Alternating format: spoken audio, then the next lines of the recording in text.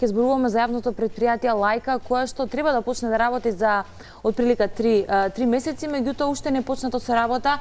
Го следат низа, како да кажеме, аларми за кои што алармираат пред се граѓанските здруженија. Во студио на оваа тема ја имам Радмила Печева од Анима Мунди, добре ни дојдовте, и Драгана Вилковска, советник во град Скопје.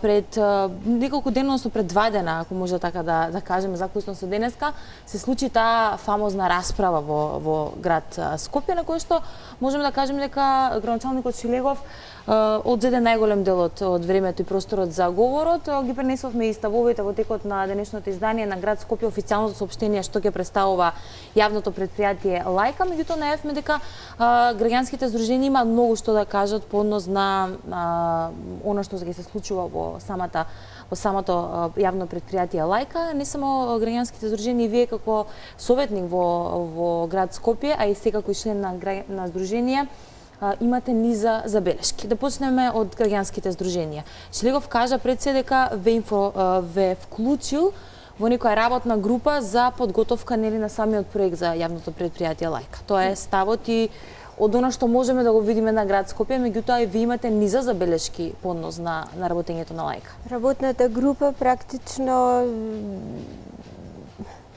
вистина постоеше една работна група која што на ниеден начин не ја вклучија понатаму во некаква завршница со ова.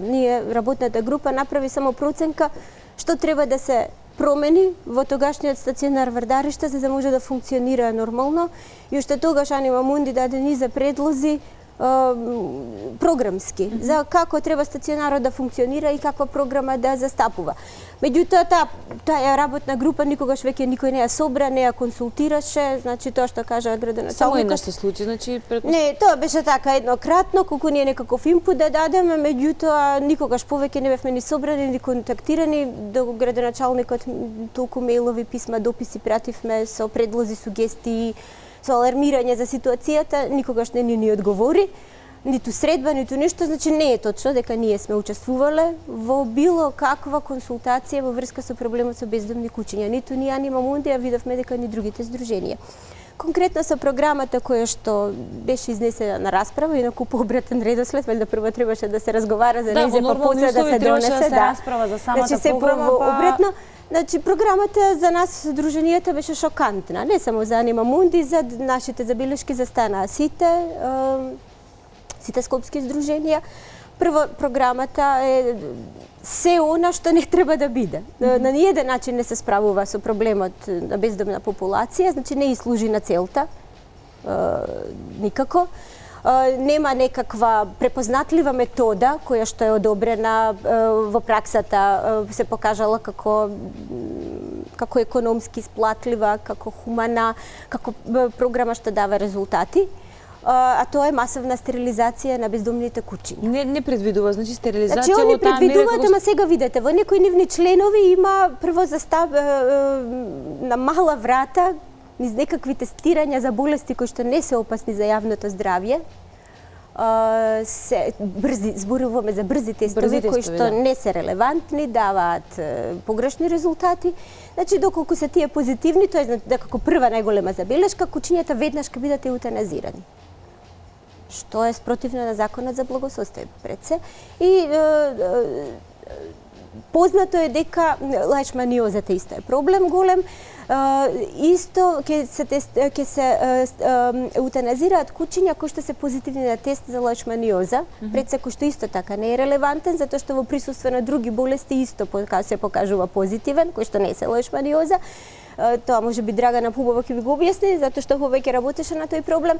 И на крај на краиштата куќе носител не е, значи секогаш е дека е заболено, не е во некаква видлива фаза е болеста за да може за да треба да се еутаназира, или еутаназијата се знае законот како ја предвидува. Кога е тоа единствен спас за од страдање на куќето, а некога е. Значи, едноставно, знаејќи дека лишманијата е присутна во Скопје, кај куќињата, да кажеме, нешто е повеќе од 20%, значи 20-30% на куќињата, тоа е како да ви кажем, како еден изговор, 30% од популацијата да убиеме за глупости. Тоа се куќиња здрави кои што можат да функционираат. Понатаму други забелешки катастрофални се што кучињата ќе се селектирале. Значи имаме долг престој, разноразни тестирања, вакцинации, ревакцинации на возрастни кучиња кои што имаат стекнато имунитет за болести кои што не се опасни по човекот, како парвовироза и штенечак. И понатаму тоа подразбира долго стационирање во стационарот, по 40 дена.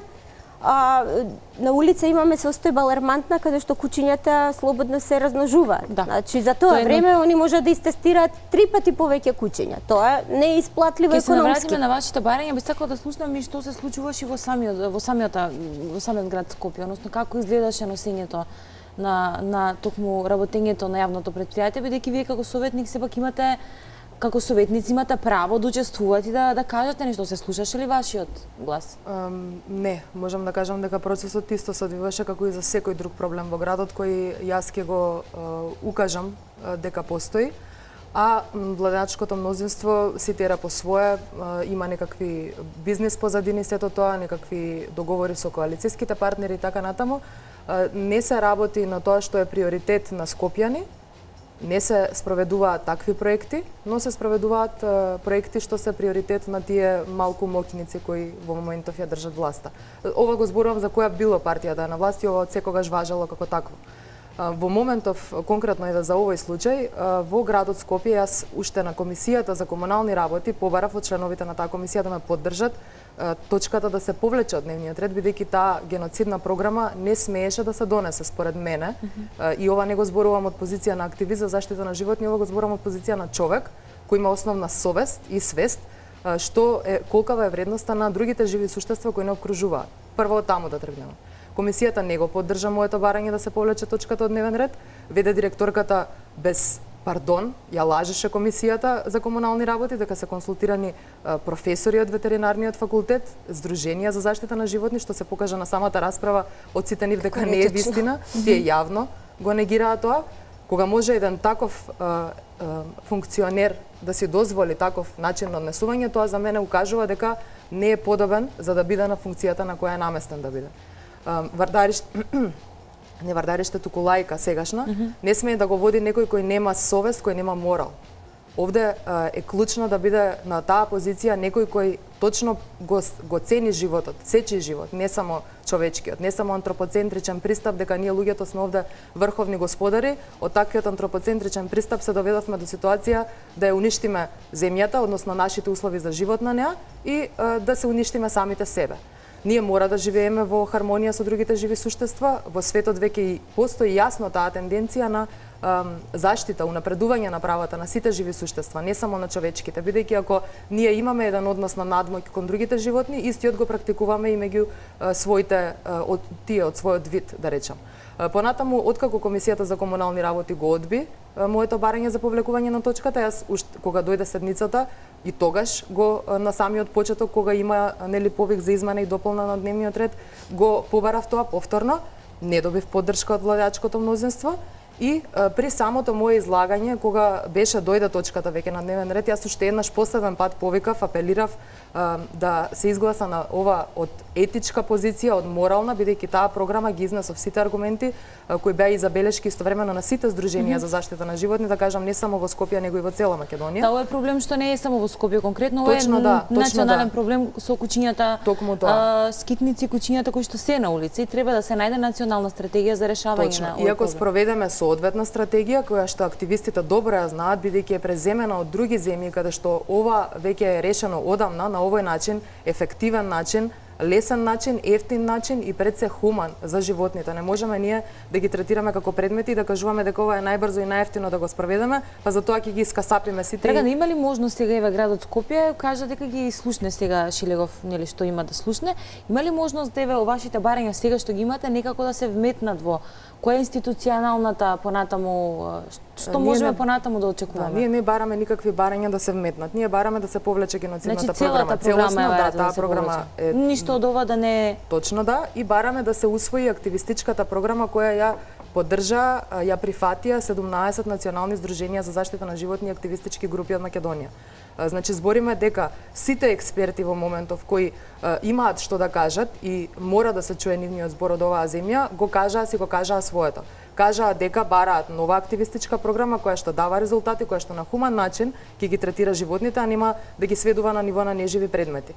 Ние не можеме да зборуваме дека сме граѓани во едно општество на 21. век, а да применуваме средновековни методи и примитивни практики. Има ли шанси да се повлече целата програма? Што мислите, а потоа ќе прашам зашто што е новие што го предлагате, односно кои се вашите Јас можам само да ги повикам граѓаните да не поддржат, бидејќи според една анкета на Агенцијата за храна и ветеринарство од пред многу години, жителите на овој град исклучиво изричито се против убивање на бездомните животни, против секаков тип на насилство врз нив.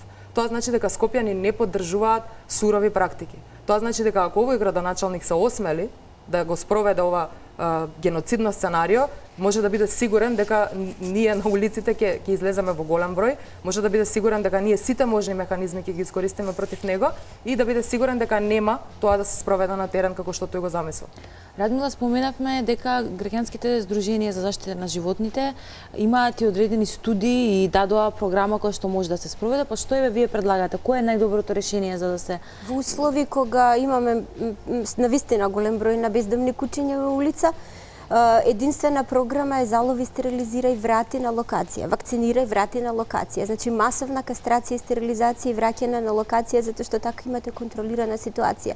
Во случајов кога ние би ги ставале кучињата како што тие сега со лајка предлагаат во некакви резервати, инаку тој избор легислативата не го познава, валјда мислат на прифатилишта, а тоа се повторно фасилитети, човечки ресурси, трошоци, ветеринарна нега за кучињата, тоа се исто енормни трошоци, затоа велиме дека залови, стерилизирај, врати на улица е најекономски исплатлив метод кој што дава резултат. Имате контролирана ситуација. Вие кога ќе ги тргнете кучињата за во некаков резерват, вие ќе оставите празни улици. Меѓутоа, не сте го решиле се уште изворот на проблемот. Ние се уште имаме нови. Вие не можете да убиете толку кучиња колку што луѓето може да произведат. И колку што кучињата може да се размножат реално. Точно. Значи ништо не сме решиле, само во круг одиме со истата постапка и циклично трошиме пари, јавни пари, пари на граѓани, пари на плаќачи на данок. Ништо нема да се реши, а применуваме при тоа крајно свирепа метода. Настаниците на град Скопје Вила не се откажуваат тие од практиката улови, како не се откажуваат кога планираат стационирање на кучиња во некакви си резервати. Прво зборот резерват во Законот за благосостојба не постои. Каков фасилитет е тоа? Постои прифатилиште и постои правилник за технички уредување на прифатилиште. И се знае тоа како треба да изгледа. Тоа треба да биде како лајка број 2. Со ветеринарна грижа, тоа се скапи механизми. Ние немаме време за тоа да го правиме. Тоа ќе го правиме, ќе ги ставаме кучињата во азили кога Скопје ќе има на цела територија и во околина најмногу 500 кучиња.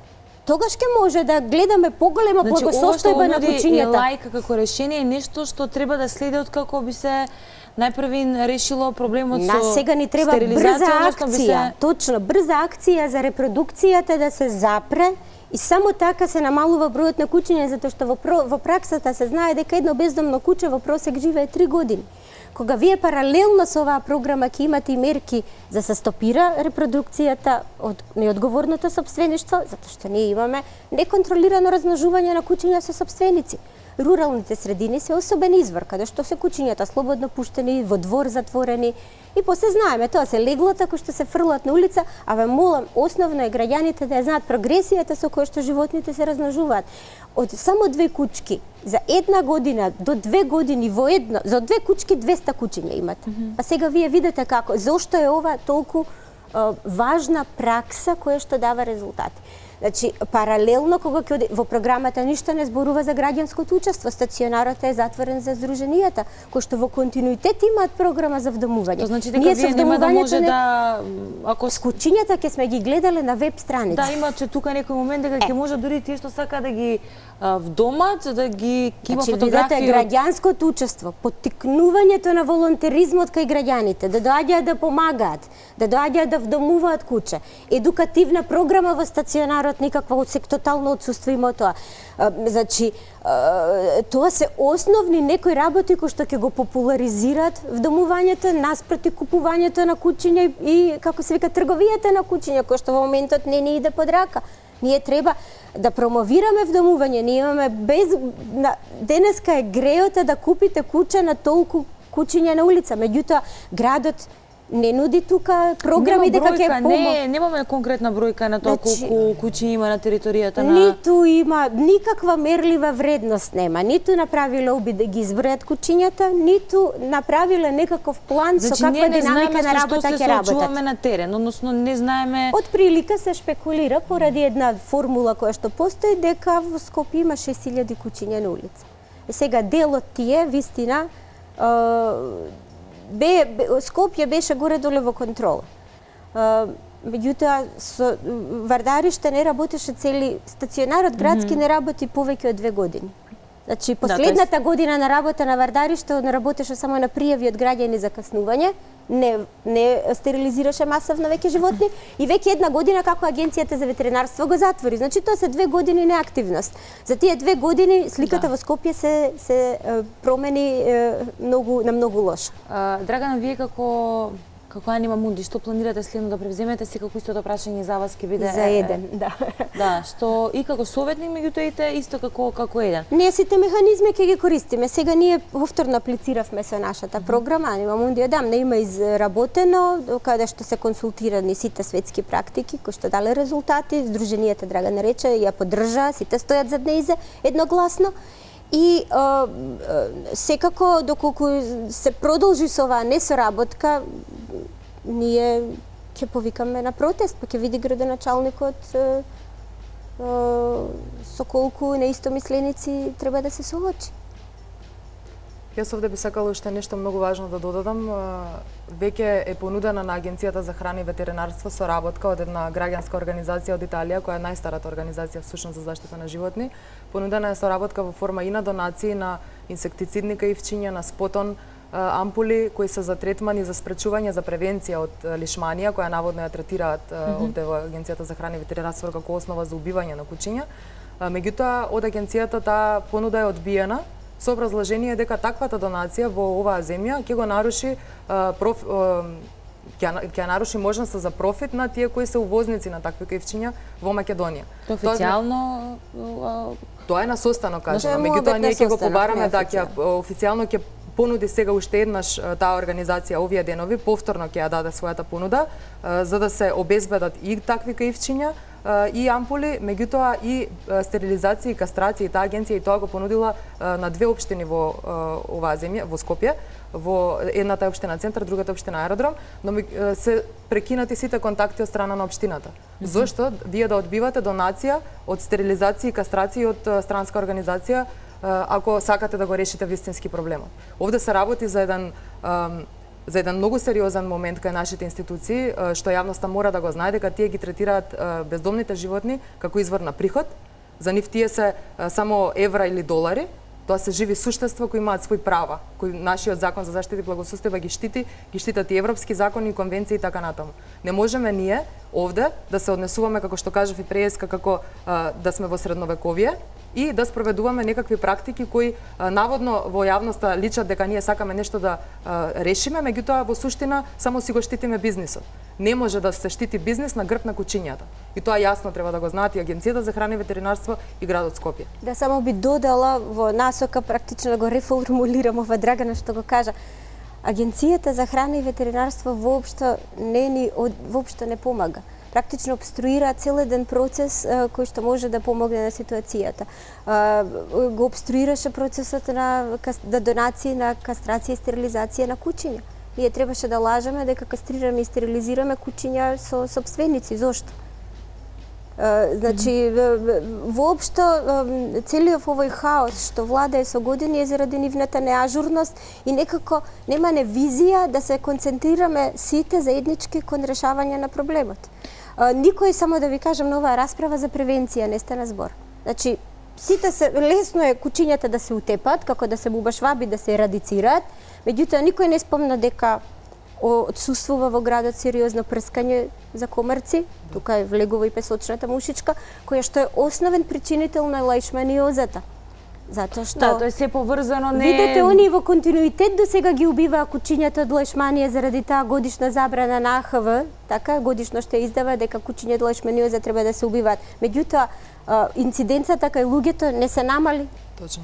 Остана иста, што значи дека двата двете работи една со друга не се поврзани. Дека луѓето не се заболуваат од кучиња и се знае дека не е невозможно да се заболуваат од куче, туку дека преносител на болеста е песочна муштичка. Точно. Никој за никаква превенција не спомна, ниту за третирање од паразити надворешно, ниту за овие кајфчиња.